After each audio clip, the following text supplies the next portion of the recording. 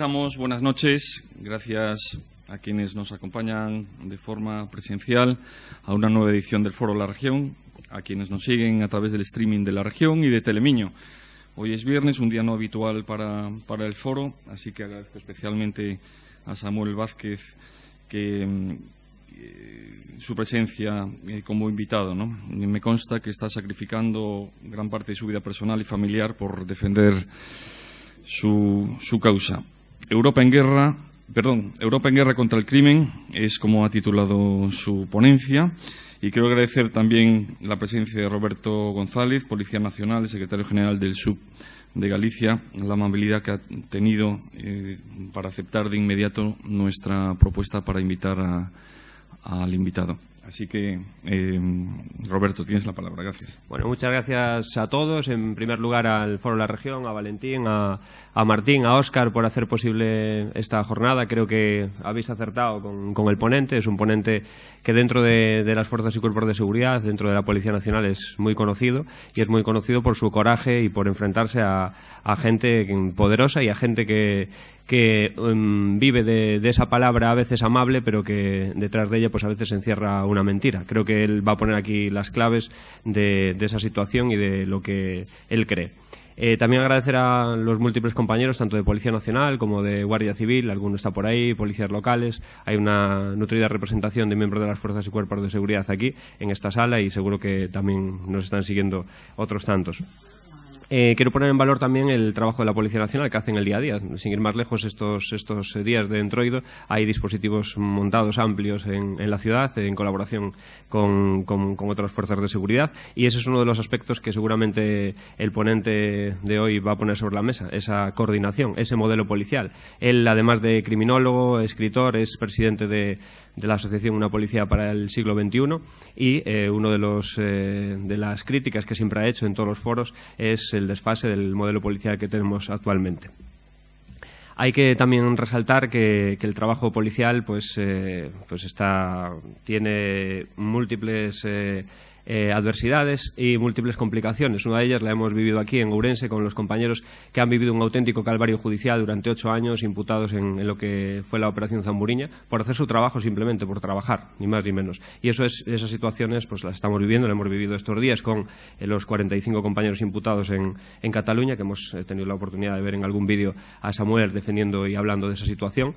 Y es una profesión apasionante, pero es una profesión que a día de hoy cuenta con una gran inseguridad jurídica, que seguramente esta noche se pondrá sobre la mesa. Pues como os decía, Samuel Vázquez es un policía nacional destinado en la comisaría de Fuencarral. Su trabajo habitual lo hace en el GOR Noches, trabaja de noches, y me consta que ha hecho un gran esfuerzo para estar hoy aquí. De hecho, hoy ha seguido el festival de su hija mayor desde la estación de Chamartín por videoconferencia, con lo cual para nosotros es una suerte que estés hoy aquí en Ourense, y seguro que nos deleitas con una gran charla. Con lo cual, muchas gracias. Os invito a que lo escuchéis con atención y sobre todo que creáis su mensaje.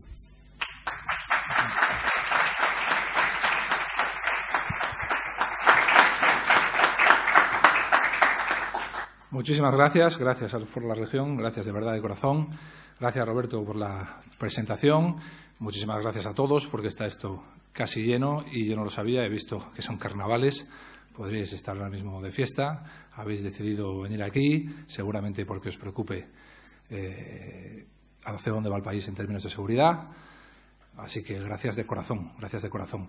En la presentación, Roberto ha acertado en todo, menos en una cosa, en la comisaría concreta en la que trabajo, pero igual lo ha hecho adrede porque es mejor no decirla. Al fin y al cabo, por motivos de seguridad, lamentablemente, he recibido amenazas telefónicas, la última, así como chascarrillo. Me cantaron la canción del Sarri Sarri, como sabéis algunos, sobre todo los que crecisteis en los 80 como yo, era una mítica canción que se cantaba en todos los bares, la cantábamos ignorantes de que en realidad era un homenaje a la fuga de prisión de 2 presos etarras, de 2 asesinos, la he llegado a cantar yo, a voces. Ahora se ha hecho tristemente famosa en los Goya porque un Abertzale de estos ha hecho un corto y fue nominado al mejor corto, que está inspirado ese corto en la fuga de estos 2 etarras. Así que casi mejor no haber acertado la comisaría. Gracias de corazón. Vamos a empezar. Se me ha olvidado Isabel, que es parte importante de la asociación y que está aquí, la he perdido, está allí. Isabel, gracias por tu trabajo. Estás en primera línea de una policía para el siglo XXI. No somos muchos, pero somos buenos, somos fuertes, somos guapos, tú bastante más que yo, y estamos haciendo un trabajo excelente. Estamos haciendo un trabajo excelente. Jamás soñé, cuando empezó esta aventura hace 5 o 6 años, que íbamos a llegar hasta donde hemos llegado. Obviamente, yo no habría llegado hasta aquí jamás solo. Es porque me gusta rodearme de los mejores. Vamos a empezar. Vamos a empezar aquí. Los que tenéis cierta edad, sabéis dónde estamos. Son los años 80. ¿Y por qué empezamos en los años 80? Pues muy fácil. Nuestro modelo policial se creó, está ideado en los años 80. Había que pasar de una policía autoritaria, de la dictadura, a una policía democrática, y todo lo que hoy entendemos por modelo policial está cocinado ahí. Estaba bien cocinado en aquel momento, el problema es que hoy ya no sirve para prácticamente nada. El modelo no se ha tocado desde esa época. Los años 80 eran los años 80. Ahí tenéis una foto. Están el Pirri y el Manzano, los que sois aficionados al cine kinky. Os habréis reconocido rápidamente, ambos dos fallecidos antes de 25 años por aquella explosión de la heroína tan tremenda que sufrieron los barrios obreros en España. Manzano iba a ser el James Dean español, no fue absolutamente nada. El cine kinky es un reflejo de la realidad social de la época, sobre todo en las ciudades grandes, sobre todo en los barrios periféricos. Tan reflejo es que los actores no eran actores, eran kinkis de verdad, como estos dos, ¿no? Bien, nuestro modelo policial nace ahí, se crea ahí. Se culmina, digamos, en 1986 con la Ley de Leyes Policiales, que es la 286, que regula todo lo referente a las fuerzas y cuerpos de seguridad del Estado. No se ha tocado el modelo. Estamos nosotros ahora mismo ahí, la sociedad está ahí, la delincuencia está ahí. La delincuencia actual es el Pirri, es el Vaquilla, es el Torete. No se parece absolutamente nada. Nuestro modelo policial está diseñado para detener al Torete y al Vaquilla. Mi dependencia policial, que se renovó entera hace un año, hace unos meses, hasta la renovación, el cartel, el directorio de la entrada era el mismo del año 85 cuando se inauguró la comisaría, el mismo. El formato de brigadas es igual. Los horarios de brigadas, de las estrategias, todo, exactamente todo, se hace exactamente igual. Solo que donde había una máquina de escribir, ahora hay un ordenador. Tenemos un modelo diseñado para detener al Torete, pero el Torete ya no existe. El Torete se murió. Los toretes de hoy, no los delincuentes de guante blanco, no, los toretes. Los kinkis de esta radio de hoy son los aluniceros de Madrid, son los butroneros. Son personas que planean durante días sus golpes, que roban Porsches Cayennes, que hacen imposible perseguirles, butroneros que utilizan lanzas térmicas, que son especialistas cada uno en una materia, uno hace los planes de huida, otro es el conductor, otro utiliza la lanza térmica, otro sabe de códigos en cajas fuertes. Eso es hoy la delincuencia de extrarradio. La que hace 40 años representaba al Torete, hoy la representan estos. Y nuestro modelo policial no está diseñado para detener a esta gente. Está diseñado para otra cosa. ¿Para qué otra cosa? Años 80, el verdadero peligro en aquella época era aquello que llamaban involución democrática. A los que fuisteis niños en esa década os sonará. Había riesgo de involución. Tanto riesgo había que hubo hasta un golpe de Estado. Como la delincuencia era muy local, muy focalizada, muy relacionada con la explosión de la heroína. De hecho, en los años 80 habrían sido un auténtico vergel de libertad y de seguridad si no hubiera habido heroína. Es decir, habríamos sido el país de largo más seguro de Europa. Aquel mundo, digámoslo así, comienza con un ítem del que luego hablaremos para que nos llamen racistas, fascistas y xenófobos, que es una emigración cuantitativamente muy relevante del pueblo a la ciudad. Nuestros abuelos y bisabuelos, ¿vale? Llegan de repente a las ciudades, crean arcos alrededor de las grandes ciudades. Primero son poblados chabolistas, luego ya son urbanizaciones con agua potable y algún que otro parque para que jueguen los niños. Esa emigración hizo cambiar el perfil criminal de las ciudades. Y eran nuestros abuelos. Lo hizo. Venían de un sistema de vigilancia social intensiva, que es el pueblo. En el pueblo no puedes hacer nada porque te conoce todo el mundo y se lo dicen a tu padre al día siguiente, y llegaron a la gran ciudad donde todos somos anónimos. Los papás se iban generalmente a trabajar con muy baja cualificación, es decir, se pasaban todo el día trabajando. Las mamás con 3, 4, 5 hijos a veces se pasaban todo el día en casa haciendo las tareas pues más desagradables, ¿no? Fregar, lavar. La mayoría de las familias estaban constituidas así, la mía incluida, ¿no? Ibas al cole y decías, ¿qué es tu papá? Minero. ¿Qué es tu mamá? Ama de casa. La vigilancia no existía. Pero ellos creían que los niños podían salir por el barrio igual que salían por el pueblo, y no. La ciudad tenía muchos peligros y no tenía vigilancia informal. Veías al hijo de alguien, no sabías ni quién era. Y si sabías quién era, no te metías. Si le veías fumar, si le veías drogar, se decían, no te metas en eso, no es tu problema. Eso creó una nueva realidad criminal que fue fielmente reflejada por el cine kinky. Nuestros abuelos. Una inmigración masiva del pueblo a la ciudad y ya tuvo impacto en el crimen.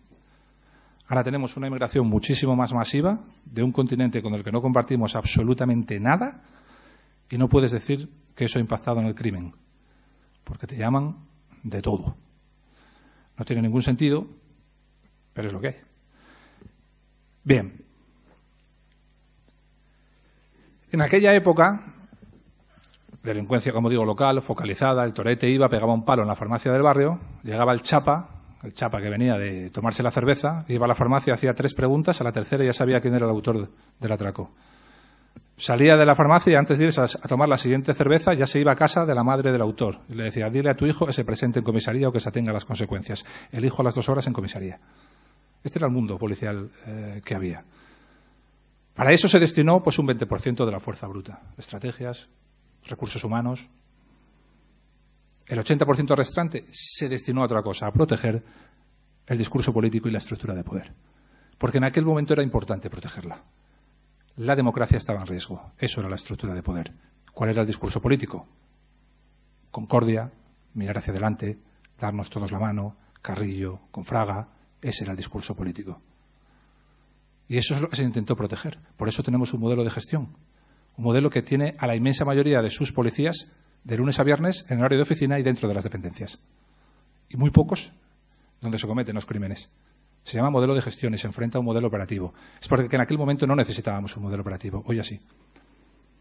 Ese modelo de gestión protege básicamente, hoy en día sigue protegiendo lo mismo.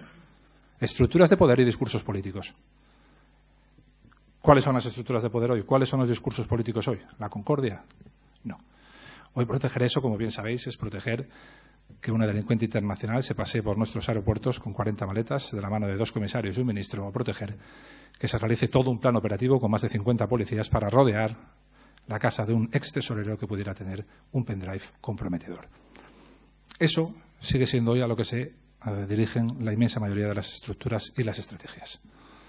Y para sostener eso, obviamente, en estadios medios delincuenciales, años 90, principios de este siglo, no tienes que hacer gran cosa. La gente no se preocupa por la seguridad. Si la gente no se preocupa por la seguridad, no tiene impacto en el voto. Si no tiene impacto en el voto, al político le da igual. Aunque vayas al Congreso a decirle, vamos hacia el infierno, este está loco. Deja que hable, déjalo. No tiene impacto en el voto. ¿Para qué le vamos a hacer caso? ¿Para qué vamos a cambiar? Para nada. Entra al siglo XX. Llega a Europa una nueva realidad delincuencial. Tecnificación, procesos de segunda y tercera generación, procesos de inmigración ilegal desbordada. La delincuencia cambia absolutamente, muchísimo más de lo que cambió con nuestros abuelos. Absolutamente. Y ahora no tienen herramientas. Los políticos no saben, no tienen idea. No saben qué hacer. Entonces, ¿qué hacen? Mienten. Hasta el final. Los que hemos estudiado Francia y Suecia, los procesos de Francia y Suecia y la degradación en los últimos 20 años, sabemos que aquí está pasando ahora mismo lo mismo que pasaba allí hace 20 años. Los discursos de nuestros políticos son exactamente iguales. Exactamente lo mismo. ¿Y cómo sostienen una mentira? Con estadísticas. Cualquier policía que esté aquí hoy aquí de la calle te dice que esto es una basura. Pero ellos te lo venden como un éxito. Índice de criminalidad. La panacea. Todos los ministros de Interior de la democracia han bajado el índice de criminalidad. Yo no sé cómo no está en 0 ya. Todos. Con ellos siempre va mejor todo. ¿Qué es el índice de criminalidad? Ya lo sabéis, muchos habréis visto el vídeo mío que se ha hecho famoso respondiendo a un diputado del PSOE que me pedía cifras y se las tuve que dar. El índice de criminalidad básicamente es un insulto a la inteligencia, ¿verdad?, que solo sirve al delegado del Gobierno, al director general, al secretario de Estado y al ministro. A los ciudadanos de vuestros barrios no les sirve absolutamente para nada. El índice es la sumatoria de todos los delitos denunciados en las dependencias policiales en España, donde todos cuentan 1. La violación a una niña es 1, un hurto en el Carrefour es 1. Es indignante, pero es lo que es.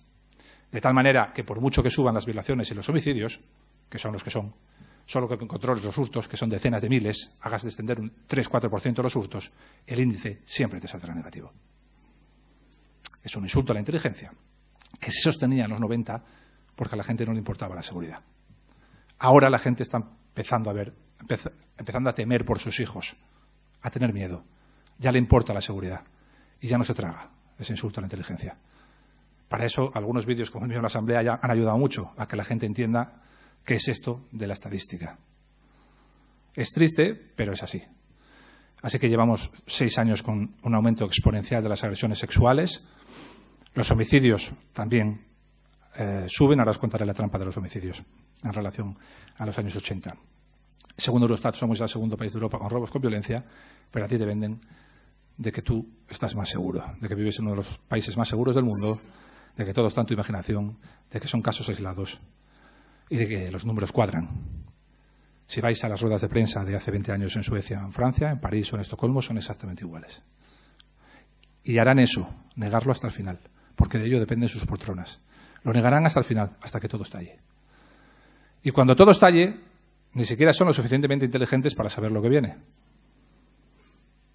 El crimen es lo único que logra que los gobiernos cambien de manera abrupta. Las crisis económicas generan alternancias. El 2008. Si vais al 2008, ¿quién gobierna hoy en España? El mismo partido que gobernaba en el 2008. ¿Quién es el primer partido de la oposición? Exactamente el mismo. Francia y en Suecia fue igual. Pero el crimen no.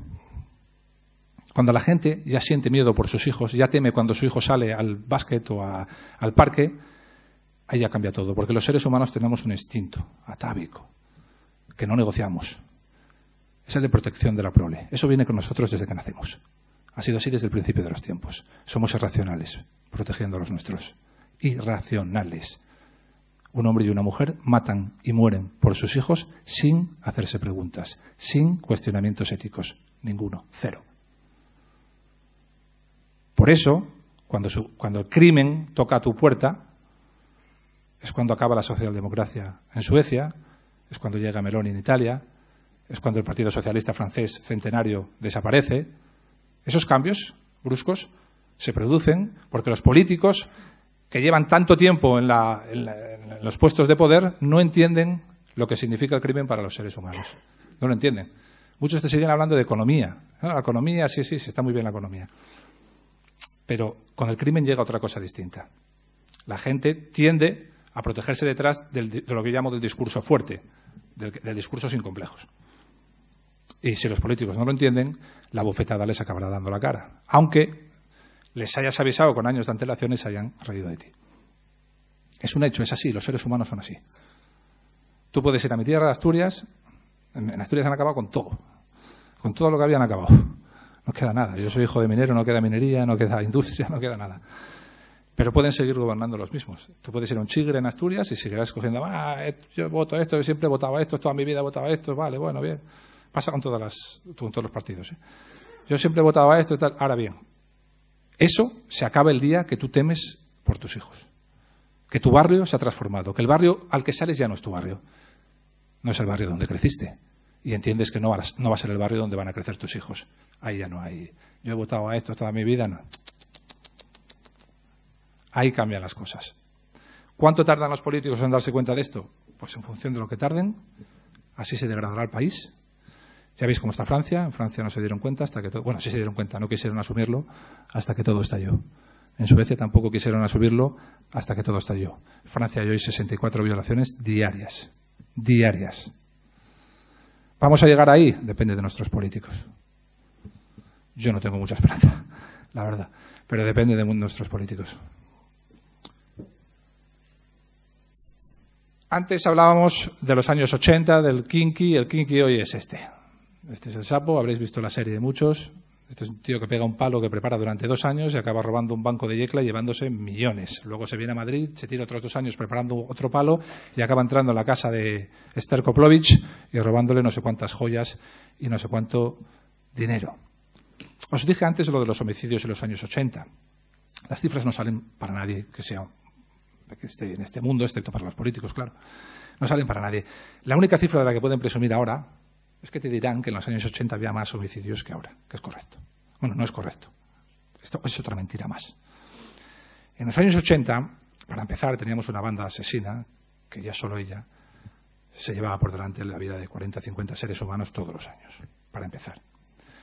Para continuar, la trampa que han hecho es que han separado, es el único delito del sistema estadístico de criminalidad, el único, donde han separado los consumados de las tentativas. Esto no se puede hacer. Es una trampa que debería darles vergüenza, porque la tentativa de delito no es un delito, es un grado del delito. No se puede hacer. De hecho, no se hace con ningún otro delito. ¿Por qué lo han hecho?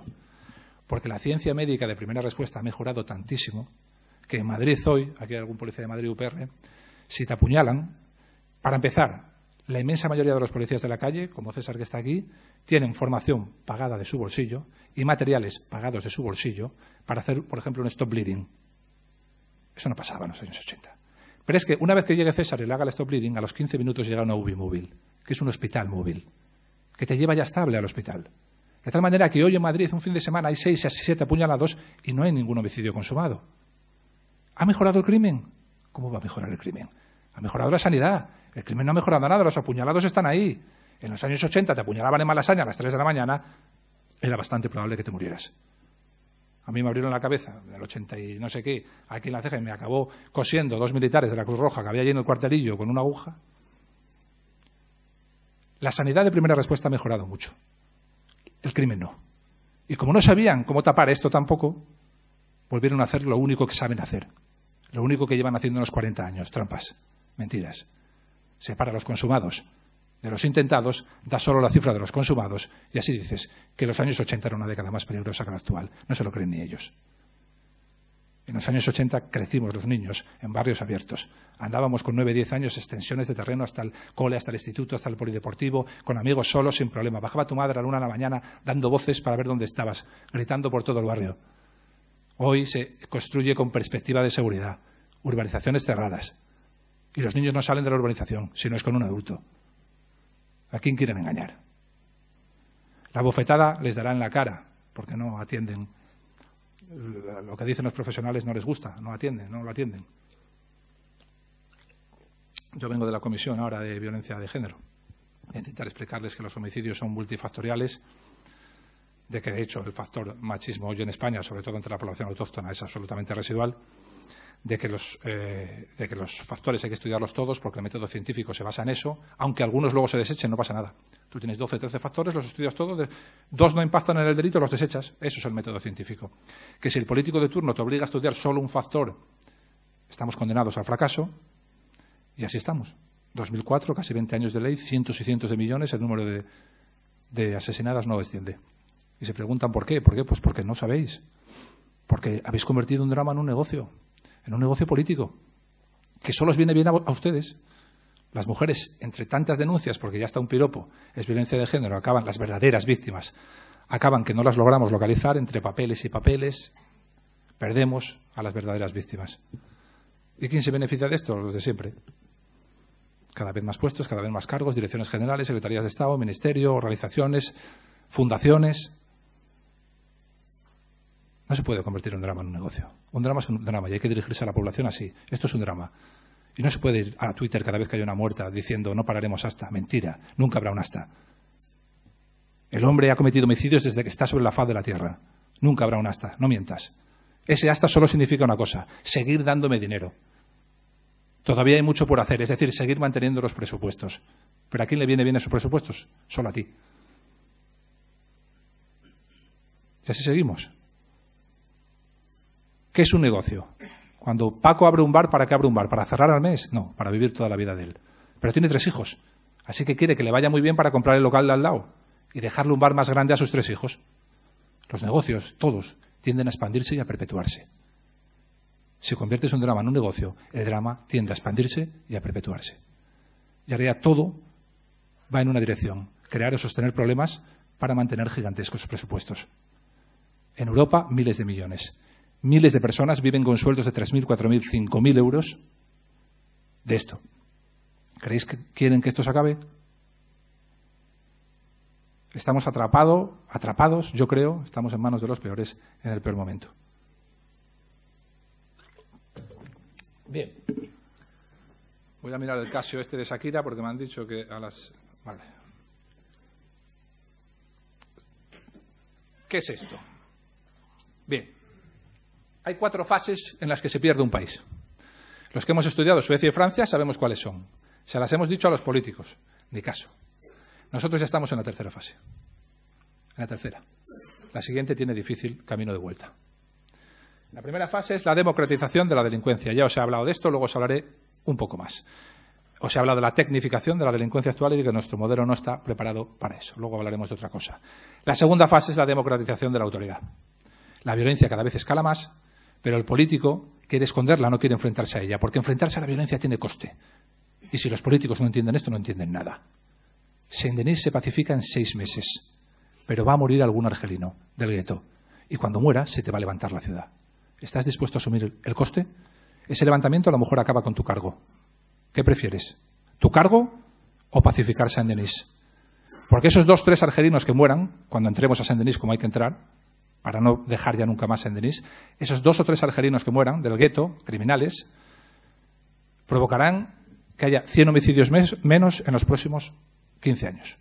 Y 7.000, 8.000 agresiones sexuales menos en los próximos 15 años. ¿Estás dispuesto a asumir incluso tu cargo para lograr eso? En Francia no hubo ninguno dispuesto. En Suecia tampoco. Vamos a ver en España. Enfrentarse a la violencia tiene coste, porque para enfrentarse a la delincuencia actual hay que utilizar mucha violencia. Y si cada vez que la utilizamos aparece un vídeo cortado de 2 minutos donde solo se ve la parte final, la parte represiva, y ese policía acaba linchado en redes, muerto socialmente, pues cada vez habrá menos policías. Cada vez habrá menos perros pastores. Y ya sabéis lo que dijo Grossman, que es el mayor experto en violencia del mundo, sobre las sociedades. El 95% de una sociedad son las ovejas, no tienen ninguna capacidad para la violencia. Hay un tanto por ciento muy pequeño que sí tiene capacidad para la violencia y decide utilizarla. Esos son los lobos. Para enfrentarnos a eso, ovejas y lobos, necesitamos otro tanto por ciento de personas que también tengan capacidad para la violencia y les permitamos utilizarla. Esos son los perros pastores. Si atas a los perros pastores, en tu barrio solo habrá lobos y ovejas. Eso es Saint-Denis. Y si no hacemos nada, eso será pronto tu barrio. Si un español quiere saber lo que va a pasar aquí en los próximos años, a no ser que algún político decida cambiarlo, solo tiene que ver esta película que me imagino que muchos ya habréis visto. Es Bac Nord, una película francesa. No sé si está el título ahí. No. Bueno, Bac Nord, BAC y NORD, Brigada Norte. Esto es exactamente cómo se democratiza la autoridad. Es el proceso de democratización de la autoridad que pasó Suecia, que pasó Francia y que nosotros ya hemos pasado. Ese proceso, esa segunda fase, nosotros ya la hemos traspasado. El punto álgido, podríamos denominarlo, es que nos dan un golpe de Estado. Los políticos que están al frente de la respuesta a ese golpe de Estado no saben qué responder, no hacen absolutamente nada por miedo al coste, y cuando ya están las urnas casi en la calle, entran en pánico y tienen miedo. ¿Y qué hacen cuando entran en pánico y tienen miedo? Siempre hacen lo mismo. Llaman a los policías, a muchos policías. ¿Y ahora qué? Los golpistas indultados, en cargos de 3.000, 4.000, 5.000 euros. Los que no supieron enfrentarse al problema, si vas a la escala de aquel momento, director general, secretario de Estado, ministro, uno en Andalucía, en la consejería de no sé dónde, el otro eurodiputado, el otro no sé qué, 4.000, 5.000 euros. ¿Quién va a asumir el coste? 45 padres de familia con una imputación criminal, por causa criminal. 45 padres de familia, como este hombre que estuvo allí. Bueno, este hombre le echaron rápido y le suspendieron porque fue el que sacó la foto de la comida que les daban en el Piolín, que rodó por todos los periódicos. Fue este hombre y rápido le echaron. Los perros pastores asumiendo todo el coste de un golpe de Estado. Y los que lo dieron y los que no supieron defenderlo, en cargos de 3.000, 4.000, 5.000 euros. Pues nada. Cada vez habrá menos perros pastores dispuestos. Es una obviedad. Todo el mundo, aparte de ser policía, tiene una vida, tiene familia, tiene hijos. Un policía está dispuesto a asumir el coste de lo que es su trabajo. Está dispuesto. Lo que no está dispuesto es asumir una muerte civil, a asumir que eso impacte en sus hijos, en su mujer, una causa criminal que incluso saliendo absueltos va a durar 3 o 4 años. ¿Por qué? ¿Porque nadie en la política supo hacer su trabajo? No tiene ningún sentido. Segunda fase ya superada, democratización de la delincuencia. Tercera fase, zonas de confort criminal. Nos encontramos ahora mismo ahí. Yo dije en el 2018 en el Congreso, ante la risa de algunos diputados, que Barcelona sería la primera ciudad sin ley, porque desde la política se habría creado algo que se va a crear en todas las ciudades. Madrid ya está a punto, que es la zona de confort criminal. Allí es la propia política, Ada Colau, la que lo creó. Por eso yo sabía que el proceso llegaría antes, ¿vale? Vamos, por estudiar y por estar un poco al pie de la calle, que tampoco es que sea yo Nostradamus, vamos. ¿Qué es una zona de confort criminal? Bueno, el crimen es como una escalera de palacio, escalones de abajo muy largos, muy amplios, cabe todo, manteros, lateros, ocupas, hurtos, tal. Venta de droga, a pequeña. El palacio, las escaleras de palacio van estrechándose hacia arriba. El criminal siempre quiere llegar al palacio. Todo el mundo quiere dormir en las habitaciones del palacio. Si tú no pones freno en la parte de abajo, el crimen siempre tiende a ascender. Siempre. Si no hay coste en la parte de abajo, el criminal dice, coño, esto va bien. He empezado a robar, he empezado a vender un poquillo de tal y estoy ganando dinero. Esto va bien, ¿por qué no voy a seguir? Escalada y reincidencia. Los dos grandes monstruos de la política criminal que no conoce ningún político, ningún ministro del Interior. Tú vas a cualquier ministro del Interior de la democracia, le dices escalada y reincidencia y te miran con cara de búho. Pues si no sabemos frenar la escalada y la reincidencia, estamos condenados a morir en los barrios y a rendir ciudades. La zona de confort criminal la crea Ada Colau cuando llega y dice, ¿los ocupas? Muy bien, que los recibo en el Congreso, en la Asamblea Legislativa de la ciudad. Los recibo. Y si ¿qué necesitan? Agua, inodoros, mándaselos. Los materos, que se creen un sindicato.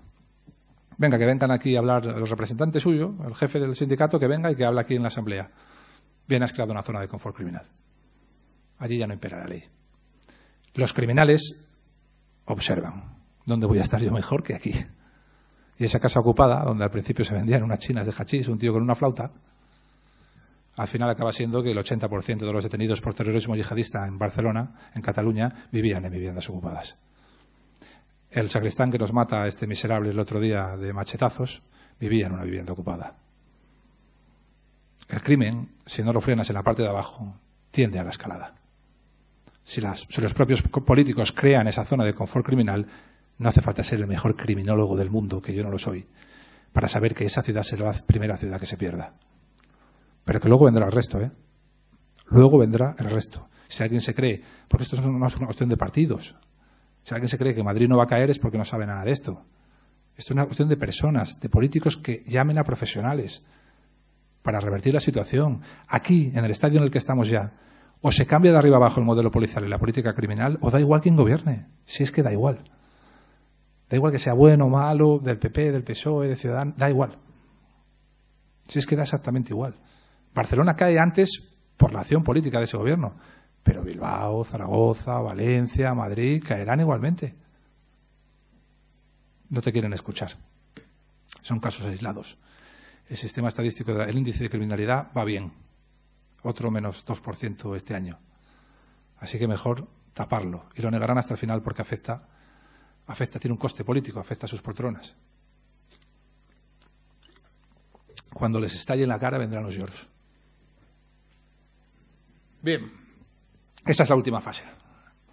De ahí ya es difícil volver. Se vuelve, pero ahí ya necesitas un Bukele, un Giuliani para volver.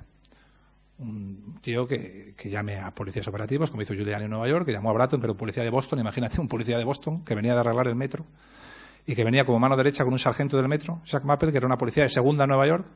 Y llega Giuliani y le dice a los majors de Nueva York, a los comisarios que tenían un poder enorme, este va a ser el nuevo jefe. Tú imagínate a los comisarios de Nueva York, este de Boston, con un sargento del metro. ¿Esto cómo puede ser? En menos de 6 años, una ciudad en guerra de 2.700 homicidios pasó a ser una ciudad de 270, 300 homicidios. Un 80% de los descensos de las agresiones sexuales. Eso solo se cambia si llamas a policías operativos, si cambias el modelo de gestión por un modelo operativo. Solo así. Si sigues contando con los comisarios, los coroneles, los generales de siempre, vas a tenerlo de siempre. Bratton le dijo a Giuliani, no te metas en esto. Tú no sabes. Déjame a mí. Tú para el golpe político, que lo hay, que lo va a haber, y gordo. Si eres lo suficientemente fuerte para parar ese golpe, en 6 años te adorará toda la ciudad, porque voy a transformar la ciudad. Ahora bien, durante los 2 primeros años vas a tener que aguantar mucho. Y aguantó. Redadas racistas, solo vais a barrios de negros, solo detenéis negros, torturas en comisarías, han crecido un 10%, un 100% o 1000 por 1000 las denuncias de torturas. Claro, la mayoría de los delincuentes denuncian torturas. Los de la ETA, por ejemplo, era una obligación que tenían desde la dirección de la banda. En cuanto llegara a la detención, lo primero, denunciar torturas. Si detienes a 10 etarras al año, tienes 10 denuncias de torturas. Si detienes a 100, tienes 100. ¿Eso es un fracaso? ¿Multiplicar por 10 las denuncias de torturas? No. Has multiplicado por 10 los detenidos de la banda asesina. Pero hay que tener hombros como político para soportar eso los primeros años, porque te van a llamar de todo. Racista, que pones un paraguas frente a la tortura, bla, bla, bla, bla, bla, bla, bla. Si hay políticos inteligentes, deberían saber que cuando pase esa barrera, a los 3-4 años, la ciudad cambia. Bukele, cuando llegó, no tenía ni de lejos el nivel de aceptación que tiene ahora. Ni de lejos. Pero la gente ya ha visto los resultados. Ya ha visto que lo que le contaban era mentira. Esto es una zona no-go de Nápoles, el barrio de la Scampia. Esto en concreto es los edificios de la Vele di Scampia, que tienen forma de vela. Eran estos barrios que se crearon con políticas muy progresistas en los años 70 y 80 para que los obreros y las clases medias tuvieran los mismos lujos que las clases tal y bla, bla, bla, bla, bla, bla, bla, bla, bla, bla, bla, bla. El resumen os lo hago yo. Vamos a traer a la gente mano de obra barata. En aquel momento, como os dije antes, en los 80 eran nuestros abuelos, ahora es inmigración ilegal. Vamos a traer a esta gente mano de obra barata para los nuevos usos laborales y luego vamos a separarlos de donde vivimos nosotros, que esa es la clave de todo. O sea, tú tráelos, haz política con ellos, welcome refugees, pero ni los acerques a mi casa. Vamos a crearles estos barrios periféricos, chabolistas, para ellos. Los procesos de inmigración ilegal desbordada son básicamente esto. Venimos de un siglo XX donde el mundo laboral cambió, ¿verdad? El Fordismo creó estos sistemas de trabajo en cadena, con muchísimo personal, cada uno hacía una parte de todo el proyecto, pero nadie conocía todo el proyecto, ¿verdad? La fabricación en cadena. Bueno, pues esto hay que acoplarlo al siglo XXI. Ahora tenemos los sistemas delivery y los sistemas just in time. Esto hace que las grandes empresas necesiten muchísima mano de obra, pero a un coste laboral muy bajo. Y de ahí vienen los procesos de inmigración ilegal desbordada, no habiendo otro sitio, de servir a las élites económicas, de políticos que sirven a las élites económicas y que de paso hacen campaña de publicidad con seres humanos. Welcome refugees, pero yo nunca estoy allí para recibirlos. Y el Mediterráneo lleno de cadáveres. Welcome refugees es el Mediterráneo lleno de cadáveres. Pero ellos ganan siempre, porque cogen el cadáver de un niño en el Mediterráneo y también lo utilizan. Dicen, qué vergüenza los que no quieren que vengan.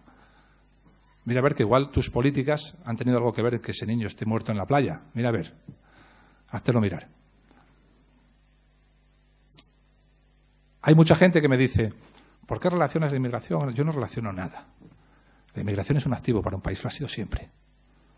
Una cosa es la inmigración y otra son los procesos de inmigración ilegal desbordada. Los procesos de inmigración ilegal desbordada, que solo sirven a élites económicas y mafias y políticos, esos procesos han coincidido en el espacio y en el tiempo, siempre que se han dado, siempre allí donde se han dado en Europa, con el aumento exponencial de la criminalidad violenta. ¿Y yo qué queréis que haga? No me lo he inventado yo. Cuando sale por televisión española una catedrática de una cátedra que ha creado el gobierno, con mucha pasta, decía Escotado que la verdad, que la mentira para imponerla hay que gastarse muchos millones, la verdad se impone sola, y la catedrática te dice, no, es que el aumento de agresiones sexuales tiene que ver con el cine porno. Mire, catedrática, eso es palabrería, porque usted no puede, a su teoría, no puede aunarla con lo empírico. No hay nada empírico que lo demuestre. El aumento exponencial de las agresiones sexuales ha sido muy grande en el corredor del Mediterráneo, pero no en el norte de España. ¿Qué pasa? ¿Que ve más porno un chaval de Almería que uno de Oviedo? Palabrería. Ciencia lo tienes cuando a lo teórico unes lo empírico. Mire usted, este tipo de procesos de inmigración ilegal desbordada se han dado aquí y en este tiempo. Y aquí y en este tiempo ha crecido exponencialmente la criminalidad violenta. Agresiones sexuales, nuevas formas de delincuencia, bandas criminales, homicidios. ¿Yo qué quiere que le haga? ¿Lo estudiamos o no lo estudiamos? ¿O agachamos la cabeza y hacemos lo mismo que hace el avestruz? Que es la técnica de Macron, de la socialdemocracia sueca y de aquí, lamentablemente, en España. ¿Sabéis que el avestruz, cuando ve llegar al león, entierra la cabeza en la tierra? En la creencia de que si él no ve al león, el león no le ve a él. El león mata al avestruz, el avestruz siempre acaba muerto. A este problema podemos enfrentarnos o decir que es mentira, negarlo todo. Pero la realidad es la realidad. Nosotros no estamos como Francia o Suecia porque nuestra primera oleada vino de nuestros hermanos de Hispanoamérica. Compartimos lengua, religión, cultura, usos sociales. A un sudamericano de la primera generación solo tenías que darle un trabajo. Si venía eso, a matarse a currar. Si es que venía eso, a matarse a currar, a levantar el país. ¿Qué hicimos nosotros? 3 procesos, ¿vale? Tecnificación, hemos hablado antes del cine kinky y el sapo. Segundo proceso, segunda y tercera generación que no sabemos asimilar. Francia no supo, Suecia no supo. Eso es el origen de las bandas latinas. Las bandas latinas no tienen el origen en los procesos de inmigración ilegal desbordada. Eso lo vamos a ver a partir de ahora, con la migración de África, ¿vale? Desbordada. Las bandas latinas son un problema de segunda y tercera generación. Las bandas latinas nacen en Estados Unidos a mediados del siglo pasado exactamente por lo mismo, por procesos de inmigración ilegal desbordada desde Sudamérica hasta Norteamérica a través de México. Y pasa lo mismo que pasó con nuestros abuelos. Llegan a sitios que no conocen, que no comparten, muy baja cualificación de los hombres, que se tiran 12-13 horas currando, las mujeres en casa, los chicos solos por la calle. ¿Qué hizo la Policía Nacional? Yo, que he llegado a discutir con muchísima gente por esto. Yo no. La Policía Nacional, los mandos de la Policía Nacional y los políticos. Hace unos cuantos años en Madrid mandaba policías a los metros detraídos de la seguridad ciudadana a hacer estadística. Palotes lo llamábamos, ¿verdad? Palotes, que era a ver cuántos extranjeros ilegales podías detener ese día para sumar en el índice de detenciones. Y era un gobierno progresista que llaman, era Rubalcaba, que en paz descanse. Cualquier policía de Madrid de aquella época te lo puede contar. Es decir, vinieron a matarse a currar y nosotros fuimos a detenerlos a los metros. ¿Y qué esperábamos? ¿Que no surgieran las bandas latinas? Esos que iban a currar con un bocadillo y una tartera y a los que esperábamos a las 6:30 de la mañana en un metro, esos tenían hijos. Y los hijos entendieron el mensaje. Mi papá viene 12 horas currando, se mata a currar, mi papá acaba en un calabozo. Yo quiero unas Nike Jordan, que son la zapatilla de moda, pero cuestan una pasta, mi papá no me la puede comprar. Yo, que tengo todo el día libre, me voy al parque y me junto con mi nueva familia, la banda. A los 3 meses de estar en la banda ya tengo las Nike Jordan. Entendieron el mensaje. Los políticos de aquella época, a los que avisamos de que eso no era la manera de actuar, como hablar con esa pared. Y aparecieron y fraguaron las bandas latinas. Latinas, porque son latinas. Se llaman Latin King a ellos mismos. Y yo fui a la Asamblea de Madrid y me dijeron que tenía que decir bandas juveniles. En Madrid gobierna el PP, no gobierna el PSOE. Bandas juveniles. Nada más entrar ya les dije que me negaban rotundo. Y que tenía pensado decir bandas latinas 3 veces, pero después de la advertencia lo iba a decir 10. El vídeo, ya lo conocéis todos, se hizo viral. Mientras no escuchen a profesionales operativos, mientras las decisiones las sigan tomando una serie de actores políticos, decisores políticos, asesorados por mandos que son escogidos por libre designación por políticos, que llevan 40 años metidos en despachos que no saben nada de la realidad criminal, llevan 40 años protegiendo el sistema y protegiendo los discursos, no tenemos nada que hacer. El ministro de Interior no es policía, el secretario de Estado de Seguridad no es policía, el director general de la policía no es policía, los delegados y subdelegados del gobierno en toda España no son policías, pero todos tienen el carné del partido. ¿A quién van a proteger? Al partido. ¿A tu barrio? No. Mientras eso no cambie, de hecho, la pirámide jerárquica dentro ya de los uniformados, la dirección adjunta operativa, el director adjunto operativo no deja de ser un policía de libre designación escogido por estos. Para escoger un policía operativo, independiente, con ideas nuevas, tienes que irte al puesto 185. La capacidad de ese hombre para influir en las estrategias es 0. Ninguna. Predicar en el desierto, a lo mejor como hago yo, para que me metan algún expediente disciplinario. Poco más. Bueno, creo que ya tenemos que ir acabando, aunque tengo mucho todavía que contar. Eso que puse antes es una zona no-go. Voy a intentar explicar lo de la inmigración, a ver si salimos de aquí y no nos llaman de todo. Que luego, si no, tendréis que dar 1000 explicaciones por mi culpa. Procesos de inmigración ilegal desbordada. No tiene nada que ver con la inmigración, ni siquiera tiene que ver con la inmigración ilegal. Un país de 44 millones puede soportar ciertas tasas de inmigración ilegal, pero no una inmigración ilegal desbordada. Cualquier problema social desbordado en el espacio y en el tiempo supone un problema de libertad y seguridad en nada, en días. Si a esta ciudad de Ourense recibe todos los meses 10 homeless, 10 sin techo, no pasa nada. Si en el mes de agosto llegan 1.500 homeless, Ourense tendrá un problema de seguridad y libertad en días. Sirve para el hambre, sirve para cualquier otro problema social. ¿Cuáles son los dos ítems preponderantes hoy en criminología para enfrentarnos a la nueva criminalidad? Hace 60 años eran la clase social y la capacidad socioeconómica. Ya no. Ahora son el origen y la cultura.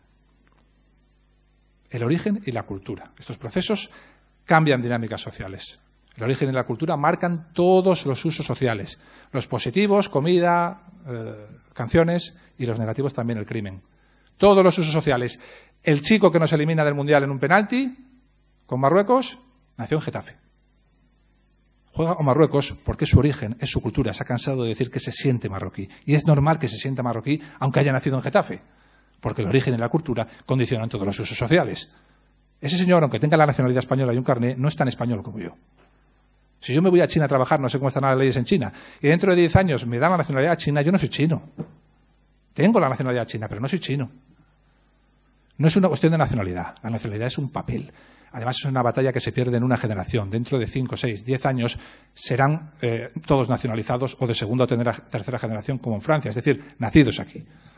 Tampoco es un problema de raza, obviamente. Es un problema de origen y cultura, que por sí sola no dice mucho, pero en procesos de inmigración ilegal desbordada dice muchísimo. ¿Por qué? Porque ¿cómo se ha enfrentado Europa a esto? Francia y Suecia, el gran error, y con esto ya acabo. Procesos de aculturación. Palabra mágica para que no te llamen racista. Todas las culturas son iguales. Hay que respetarlas todas. Mentira. Vivimos en la cultura más libre y próspera que ha conocido la humanidad, Occidente. Y todos los que llegan de África vienen de culturas fallidas. Todos. No tenemos que copiar nada de esas culturas. Problema, en esas culturas, la violencia es un método fundamental para escalar en la pirámide social, para dirimir conflictos. Nosotros tenemos el derecho romano, ellos no. Así que cuando llegan aquí, si son pocos, en estadios cuantitativamente bajos de inmigración, no pasa nada. Pero si son desbordados, como los seres humanos tendemos a unirnos tribalmente, siempre ha sido así, acabamos juntándonos en ciertos barrios. Y todas las ciudades de España tienen hoy eso que se llama barrio moro, las grandes ciudades. ¿Y qué es un barrio moro? Un lugar donde en la peluquería solo hay marroquíes, en las carnicerías no se vende carne de cerdo y en las terrazas de verano solo se sientan varones. Jamás se sienta una mujer. Lo hemos permitido, porque les hemos dicho que esa cultura es igual que la nuestra y hay que respetarla. Así que, como les hemos dicho, tú basta con que respetes la ley, aunque no compartas nuestros usos sociales, no pasa nada, pues eso es lo que han hecho. Han llegado a su barrio y han dicho, bueno, si nuestros usos sociales son iguales que los vuestros, y encima basta, aunque respetemos la ley, vamos a tener aquí nuestros usos sociales. ¿Hasta ahí hay problema? Poco problema. Tienes un barrio moro, puedes ir allí, poco de folclore, ¿no? Más folclórico, otra cosa. Pero siempre llega el problema. El problema es el lobo. Siempre hay un lobo. Cuando democratizas la autoridad no se queda en el limbo. Siempre la gana alguien. El lobo observa. En este barrio ya somos mayoría. Ya somos fuertes. Así que ahora voy yo a liderar el barrio. Y olvídate de lo de respeta nuestras leyes aunque no compartas nuestras costumbres. No compartimos vuestras costumbres y ya ni siquiera respetamos vuestras leyes. Porque ahora mando yo. ¿Y qué es el lobo? En Saint-Denis, la Sharia. En Suecia, grupos criminales. En Nápoli, la mafia, que ha vuelto otra vez. La Belle di Scampia, que es un barrio que tiene frontera con Secondigliano, la que dicen que es una de las zonas más peligrosas de Europa, ya hay nuevos usos sociales. Si entras en este edificio, si entras por esa carretera, da igual que nuestras normas digan, si entras en moto por ahí, da igual que nuestras normas digan, tienes que llevar casco. Ahí no puedes entrar con el casco. Tienes que quitarte el casco. Y si no te lo quitas, a lo mejor te abaten desde un tercero. Porque todo el que entra ahí hay que saber quién es. No vaya a ser que sea un policía o un miembro de una banda rival. Ya hay nuevas normas. Las ha impuesto el lobo. En Saint-Denis, en muchos barrios de Europa, el lobo es la Sharia. Se ha dado cuenta de que eran fuertes en ese barrio y ha decidido tomar el barrio. Le hemos dejado nosotros tomar el barrio. Políticos cobardes, que porque no les llamaran racistas, les han dicho, no pasa nada, tu cultura es igual que la mía, aculturación. Todas las culturas son iguales, todas hay que respetarlas. Mentira. Todo el mundo sabe dónde acaban ciertas culturas, lo sabemos todos. Y así que ahora tenemos países donde hay chicas literalmente arriesgándose a morir, apaleadas, por quitarse un velo, pero en los carteles de España del Ministerio de Igualdad, en los que salen varias mujeres, siempre hay una mujer con velo. No sabemos hacia dónde vamos. El lobo aparecerá y si no hacemos nada, pues acabará comiéndonos. En nuestra mano está, el mensaje está trasladado a la sociedad, eso es lo que ha pretendido hacer mi asociación. Creo que lo hemos conseguido. Tú mismo hablabas de un vídeo que habías visto, sin ser policía, un vídeo que tiene 1 millón de visualizaciones. Creo que lo hemos conseguido. Nos seguirán insultando, obviamente. Nos seguirán llamando de todo, racistas, fascistas, pues todo lo que puedan llamarnos, porque su tinglado depende de eso y la línea hegemónica depende de eso. Pero vamos a seguir haciéndolo. ¿Por qué vamos a seguir haciéndolo? Pues que, ya sí, acabo y os dejo que me preguntéis. Juan Pablo II ya dejó dicho que la verdad hay que defenderla hasta el final, aunque volvamos a ser solo 12. Muchísimas gracias por la atención, de verdad.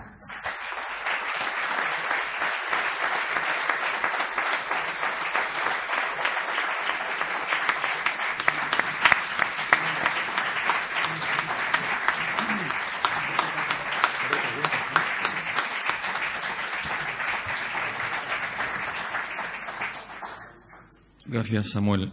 Gracias. Tenemos unos minutos para trasladarle a nuestro invitado reflexiones, preguntas, cualquier cosa que quieran trasladar. ¿Hay algún micrófono? Por favor, micrófono aquí delante, sí. Por favor.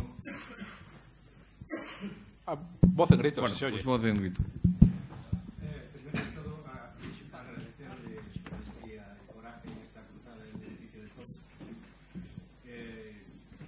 Un momentito, por favor, porque si hay micro creo que para la grabación es mejor. Sí, sí. Para que se te oiga en la grabación luego. Acércate en el micro. Gracias. Hola, mira, muy buenas. Lo que quería preguntar, lo que hicieron usted, una pequeña reflexión. En principio, para las fuerzas y cuerpos de seguridad del Estado deberían buscarse los mejores perfiles. ¿Qué le parece a usted que ahora se quiera establecer un 40% de plazas exclusivamente para mujeres en la Guardia Civil, bajando el criterio ya no solo físico, sino también intelectual? Mire, yo tengo 3 hijos, la mayor es la reina de la casa, es una niña, la educo para que jamás acepte cuotas, jamás, pero la educo para más, la educo para que cuando alguien le ofrezca una cuota se enfrente a ese alguien. Las cuotas tienen es prácticamente la base de todo mi discurso. ¿A quién protegen las cuotas? A las mujeres. Las ponen en duda todas. Ahora ya nadie sabe que llega a la parte de arriba si llega por cuota o llega por mérito. Las ponemos en duda a todas por culpa de un político. ¿Para qué sirven las cuotas? Para un mensaje político. Qué bueno soy, que yo soy, conmigo ha llegado la mujer. Mire, eso está más que estudiado. Eso se llama aceleracionismo. Sirve para identificar, por ejemplo, grupos criminales de extrema derecha y de extrema izquierda, ¿vale? En política sigue el mismo método. ¿Cómo se explica esto? Mire, yo se lo explico muy fácil. La sociedad lleva un ritmo. Ese ritmo tiene un buen basamento. La sociedad va a su ritmo. El papel de la mujer cuando empieza el franquismo no es el papel de la mujer cuando acaba el franquismo. El papel de la mujer cuando empieza la democracia no es el papel de la mujer cuando empieza el siglo XXI. La mujer va conquistando ella sola, sin necesidad de ningún ministerio, ni políticos, sus logros, porque tiene fuerza para hacerlo. Ella sola. Esas conquistas tienen una base fuerte. No se pierden. No crean tensiones en la sociedad. Has llegado ahí porque lo has merecido. Cuando yo entré en la policía, en mi comisaría en Seguridad Ciudadana, en la calle, había 2 mujeres. Hoy hay 40.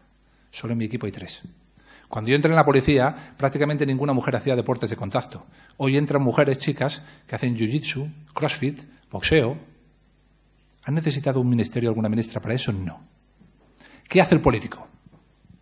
El político mediocre. Voy a aprovecharme de esto. Voy a decir que esto lo he conseguido yo. ¿Vale? Es como cuando vencimos a ETA con la policía y la Guardia Civil y luego aparecieron unos políticos diciendo, para decir que hemos sido nosotros vamos a sentarnos a negociar, y nos los metieron a las instituciones. Bueno, pues igual. Vamos, este proceso que es firme, que avanza, la mujer cada día conquista más cotas, voy a llevarme yo el rédito. Entonces voy a hacer tonterías, procesos de aceleracionismo. ¿Qué es eso exactamente?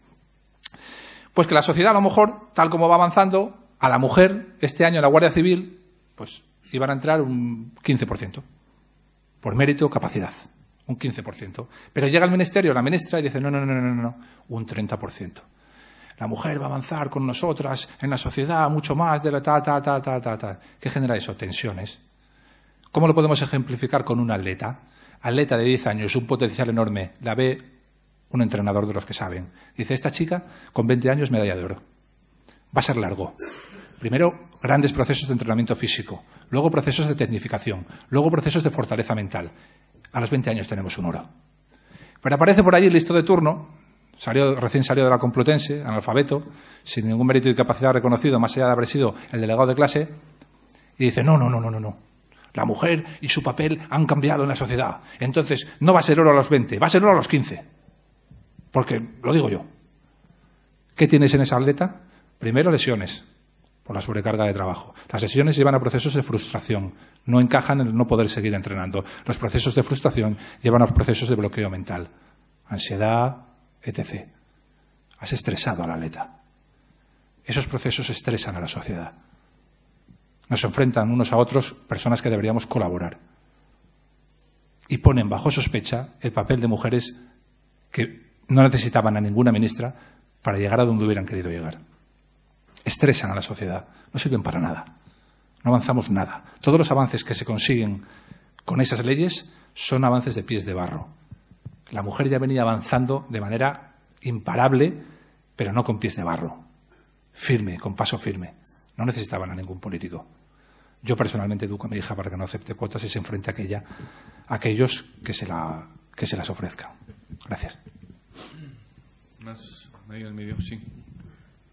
Sí, nos comentas que crees que debería haber un cambio en la política criminal del Gobierno. ¿Nos podías ejemplificar qué propones tú, qué tipos de cambios debería haber en la política criminal?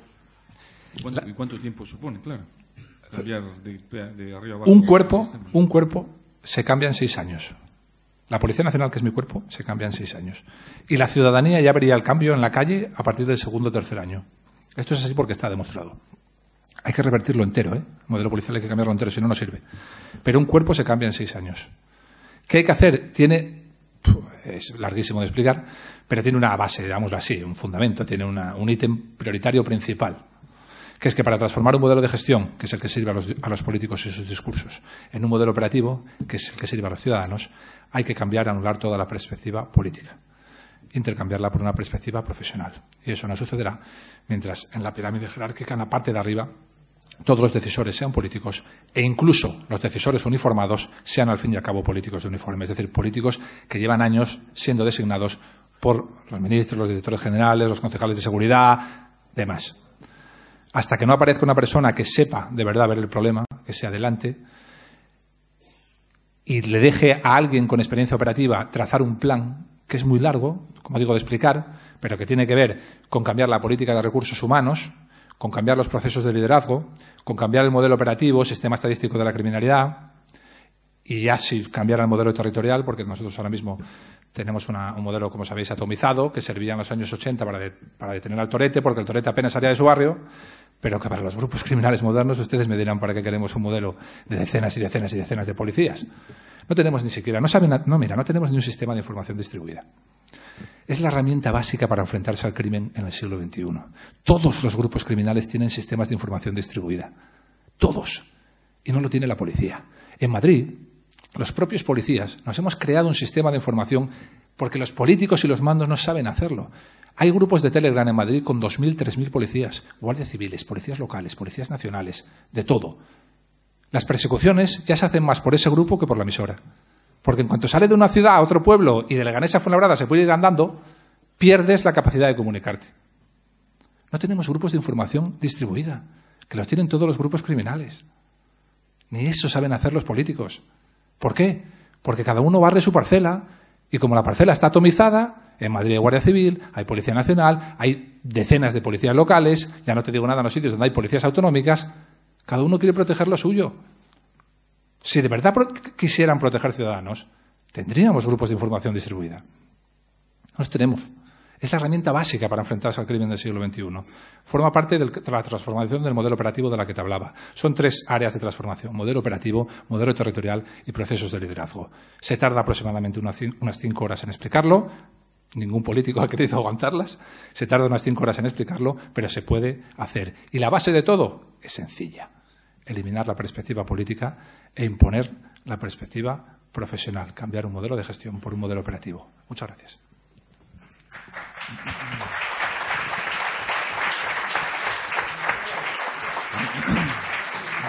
Un segundo, aún tenemos un poco de tiempo. ¿Hay algún político que te haya dicho que sí en privado, sin embargo, calle delante de las cámaras? A ver, es que sé que hay políticos en la sala y a mí no me gusta hablar de esto, pero ya has venido a meter el... Mira, yo he discutido con todos los políticos, ¿vale? Ahora mucha gente nos dice que si somos de Vox, porque es verdad que Vox ahora mismo está, digamos, nadie presta tanta atención a la seguridad y a nuestra asociación como Vox. Nos invitan en todos los sitios, nos escuchan, nos piden estrategias, todo. Yo les digo siempre lo mismo. Yo cuando fui por primera vez al Congreso de los Diputados, ni siquiera existía Vox. No existía. Es decir, no había llegado ni las elecciones de Andalucía. Vox es verdad que hace caso a lo que decimos y eso a nosotros nos enorgullece. Ojalá no fuera Vox, fueran todos, porque así sería más fácil de transformar el modelo. Lo que yo he vivido en política es lo que es. Y es así, porque no puedo decir otra cosa porque mentiría. La inmensa mayoría de la gente, cuando está en la oposición, te quiere para que digas que todo va mal y cuando llegan al gobierno te quieren para que digas que todo va bien. Y como yo digo que todo va mal, estés en el gobierno o en la oposición, pues generalmente no se han llevado nada bien conmigo. Siempre en mi asociación hubo hasta una especie de cisma, se fue gente porque decían, si discutes con todos los políticos, ¿quién nos va a hacer caso? No valimos para nada. Y yo siempre les he dicho que esto es lo que hay. Yo no voy a engañar a la gente para que un partido político me haga más caso. No tiene ningún sentido, porque a la larga, si sigo con sus mantras, acabaría fracasando. Entonces no tiene ningún sentido.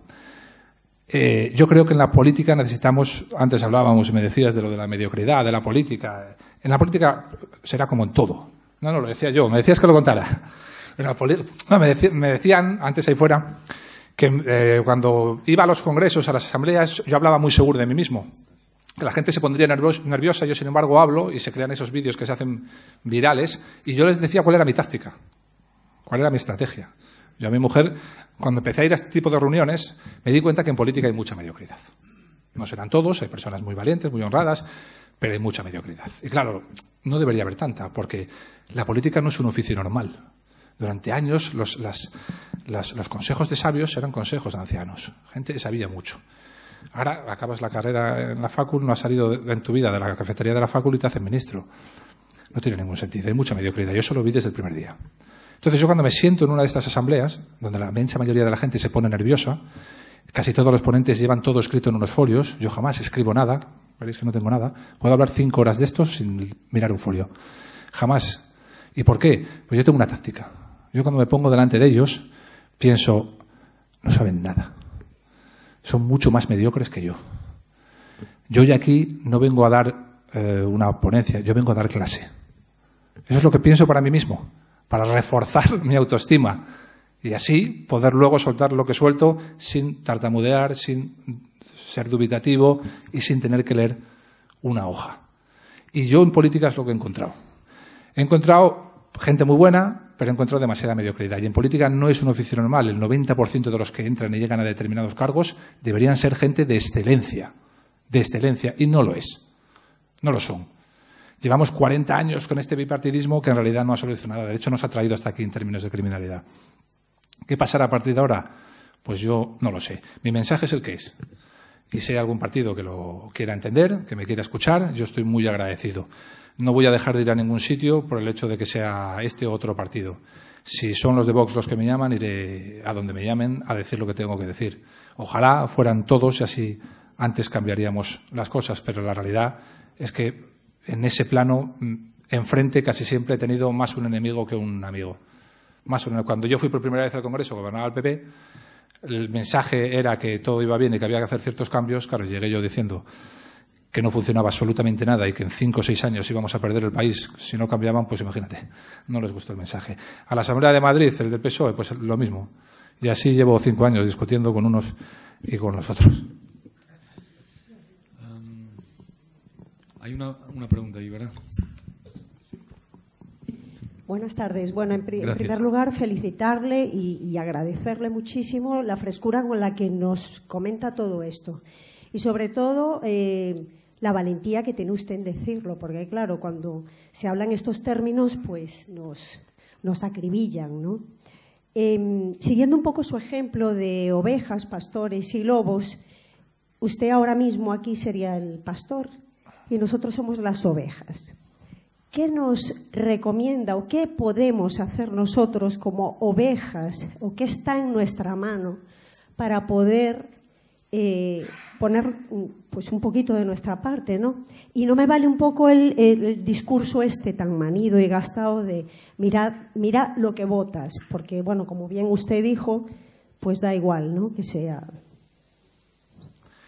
un color político u otro, ¿no? Me gustaría saber qué podemos hacer, qué podemos hacer nosotros siendo estas ovejas tan vulnerables. Gracias. ¿Qué podemos hacer? Pastores, bueno, perros pastores, en realidad, que es como lo define Grossman, no lo defino yo.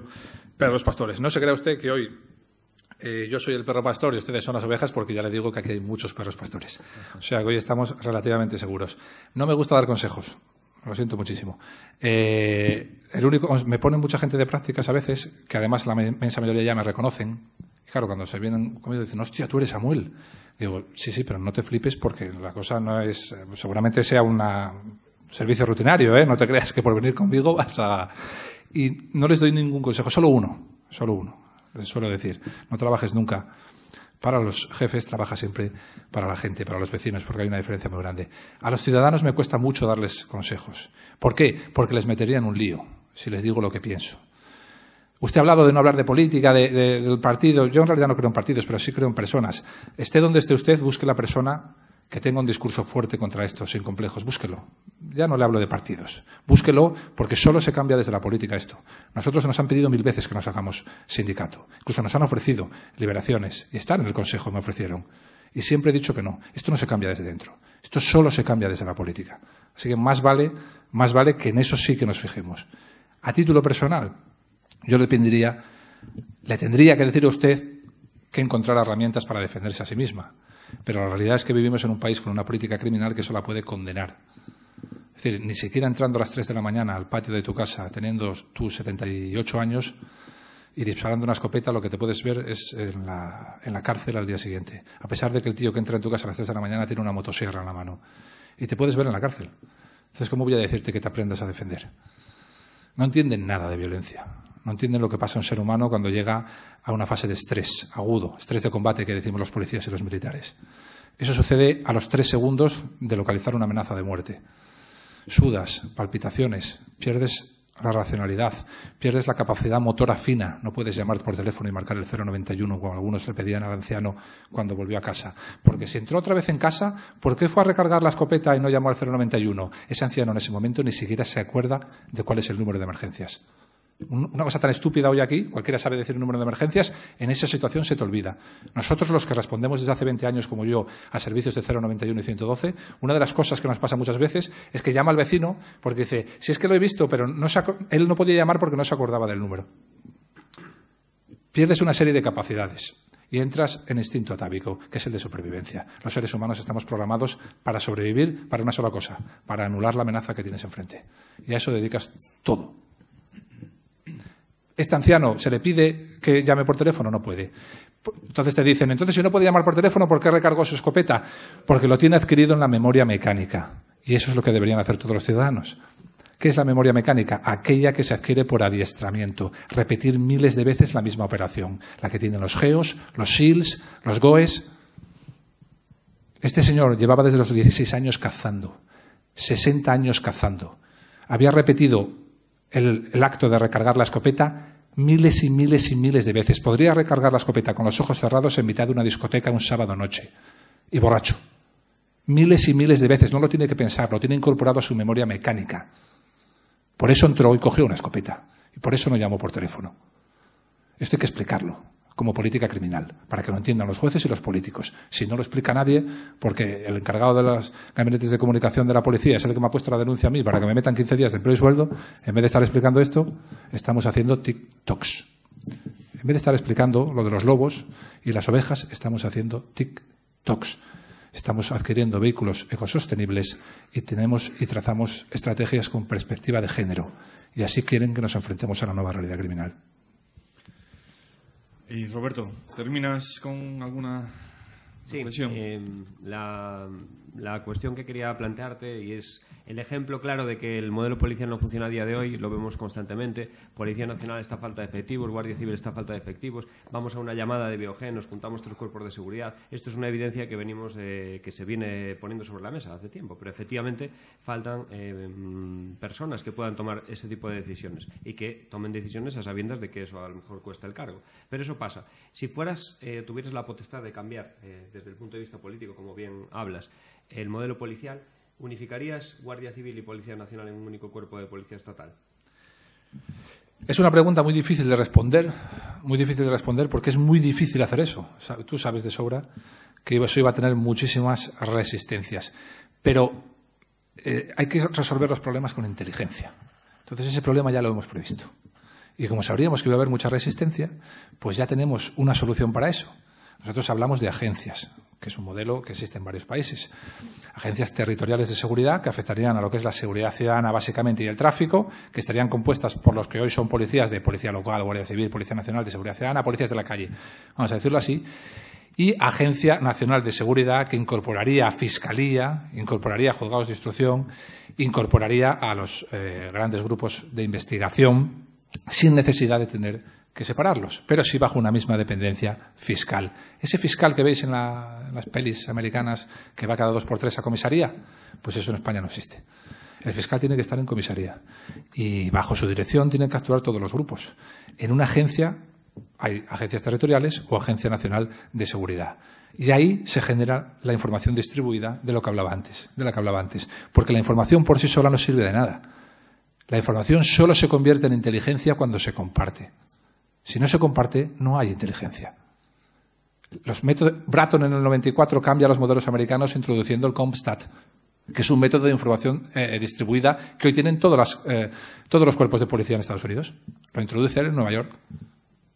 Es decir, la información tienen que tenerla todos para convertirla en inteligencia. Él decía aquello de que los alemanes iban hacia Inglaterra con muchísimos aviones de reacción para invadir Inglaterra. Y Inglaterra no tenía ese tipo de aviones. Tenía apenas algunos bombarderos. Pero Inglaterra tenía inteligencia, porque tenía radares. Y como tenía radares, localizaba según llegaban los aviones y podía, con un solo avión de reacción, derribar muchos aviones alemanes. Nuestro modelo policial no tiene inteligencia. Se pueden hacer muchas cosas para unificar cuerpos. Hay que unificar cuerpos. No sé hasta qué grado. Eso dependería también mucho de lo que nos dejaran los políticos. Pero si no nos dejan llegar hasta el último grado, hay soluciones. Solo hay que romperse un poquito la cabeza. Hay soluciones para todo. El problema es cuando no te escuchan para casi nada. Y siempre escuchan a los mismos. Y ya, pues como ya me he metido con los políticos, me meto también con los mandos para acabar. Y así ya que me preparen otro expediente. Sí. Lamentablemente, el 90% de lo que hoy son... Bueno, no, a veces se me enfadan conmigo porque digo el 90%. Probablemente no sea el 90%. Yo tengo que mandar un mensaje que impacte, ¿vale? Pero el 60-70% de lo que hoy son comisarios, coroneles, generales, de los que trazan las estrategias, han sido parte del problema, difícilmente pueden ser parte de la solución. Bratton entendió eso y lo cambió muy rápido, renovando los majors. Esto es algo que algún político en España va a tener que enfrentar alguna vez. Una última pregunta, muy rápida, por favor. En unión a lo que se me adelantó Roberto a la pregunta mía, a la unificación de la Guardia Civil con la Policía Nacional, pero ya hace referencia sobre el mando único, ¿no? Lo tuvimos, ¿me puedes dar tu valoración? Sobre el mando único. El mando único, sí. ¿Hablas del secretario de Estado cuando se unieron? Sí, los 2 cuerpos con un mismo mando. Correcto. Pero eso, la opinión que te voy a dar ya la sabes tú. Eso fue una unificación política. ¿A quién sirvió? A los políticos. Como todas las estrategias. ¿Quién llevó esa unificación a cabo? Políticos. ¿Llamaron alguna vez a algún mando? Sí, a algún mando escogido por políticos. ¿Cómo iba a salir aquello? ¿Cómo va a salir? ¿Cómo va a salir una ley si permites que legisle 7 o 8 personas recién salidas de la facultad, sin ningún mérito ni capacidad, como dije antes, reconocido, más allá de que a lo mejor eran líderes estudiantiles, delegados de clase? Si a esas personas que no saben nada de criminología, de ciencia policial, de violencia, les permites hacer una ley orgánica, la ley del solo sí es sí, ¿cómo va a salir esa ley? ¿Cómo? Va a salir la ley que ha salido. Y luego, como no quieren cuestionar sus poltronas, harán lo mismo que con el resto. Defenderán la ley hasta el final, porque tiene coste decir que se equivocaron. Y te echarán la culpa a los policías y a los periodistas y a los jueces. Habrá alguna que pida formación para los jueces. Formación para los jueces. ¿En serio? La mayoría juezas, porque la mayoría son mujeres. Y ahora tienes lo que tienes. Y es lo que hay. No, es que nosotros quisimos poner el consentimiento en el centro. El consentimiento siempre estuvo en el centro, en todos los códigos anteriores. No has inventado nada, hija. Nada. No, es que ahora la mujer no. La versión de la carga de la prueba no existe. Anularían la ley en el Constitucional y en la Unión Europea. La carga de la prueba sigue teniendo que presentarla al que denuncia.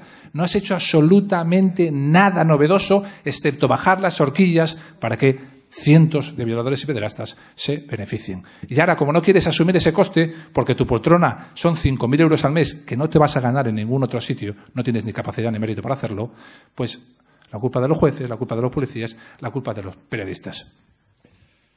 Muy bien, gracias, Samuel. A ustedes por su presencia, gracias.